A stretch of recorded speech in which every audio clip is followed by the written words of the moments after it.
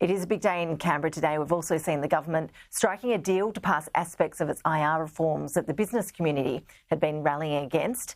Joel Philp filed this report.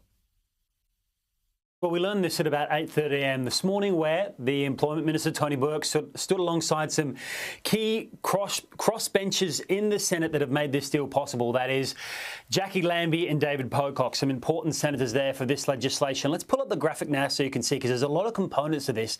To begin with, what's being called Part 1 of the Closing Loopholes legislation, which is about labour hire. It means if on a work site there are two employees doing the same role, they'll be paid the same wage, even if they are from a labour hire company or not. So it's closing some loopholes that big businesses have apparently been using there to exploit the situations.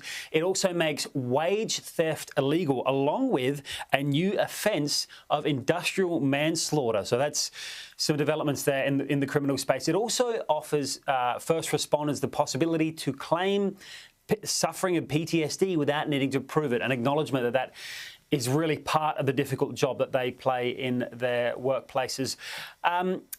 This morning, we've had some reaction from the business community. Obviously, there's been a huge campaign against this, tens of millions of dollars, trying to push back against these IR reforms.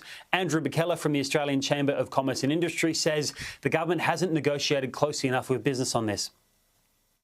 It's a very disappointing day. I think this is the most fundamental thing here, Tom, is this is a breach of trust. This is not the way that a government, an Australian government, should be dealing in terms of the relationship between the business community and the government. Seriously, the amount of profits that you people make, big mining, big gas, and you do not pay your people properly, you have brought this on yourselves. You have brought this on yourselves, and you should be ashamed of yourselves. So you're going to lose a little bit more of your profit. I tell you what, it wouldn't even be a sneeze and a hanky. You won't even notice it.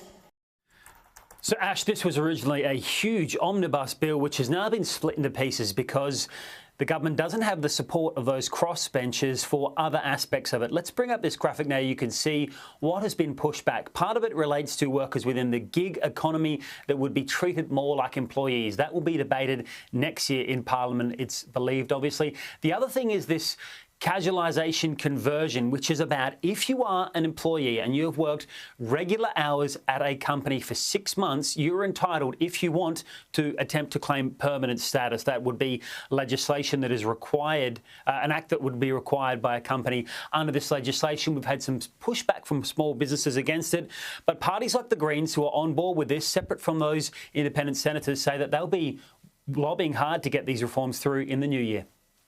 The Greens support workers' rights, and we will support the government's pared back industrial relations legislation passing today. We'd have liked to have seen more protections for casual and gig workers before Christmas.